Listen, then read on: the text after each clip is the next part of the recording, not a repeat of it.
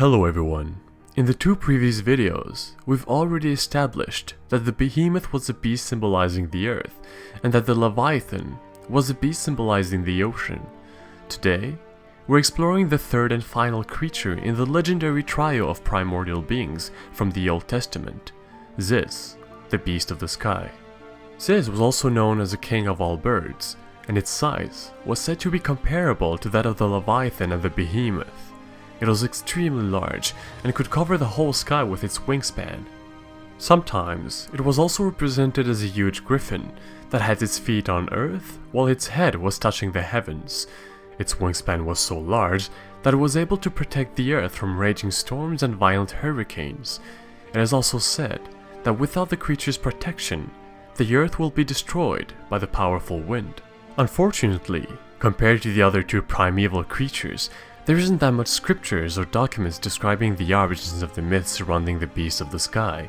The first time we heard of Ziz was in the book of Psalms and was only mentioned twice in these ancient scriptures. However, the first time the myth around Ziz was really elaborated and explained more in details was in a story in the Babylonian Talmud, the ancient central texts that served as a primary source of Jewish religious laws. In that story, it was said that one day a group of men were traveling on board of a ship in a seemingly endless ocean. They were sailing until one of them saw a bird standing up to its ankle in the sea while its head was touching the sky. They figured out that since the bird was able to stand there, it probably meant that the ocean wasn't deep at all, and so they could leave their ships and go in the water to cool themselves after all this time traveling at sea. However, just before one of them was about to leave the ship and get into the water, a divine voice came out from the heavens and warned the men. The heavenly voice told them that 7 years ago, an axe was dropped in that exact same place, in the water, and to this day, it still didn't reach the bottom of the sea. That's when the crew of the ship realized that the bird they were staring at was not a normal-sized bird at all.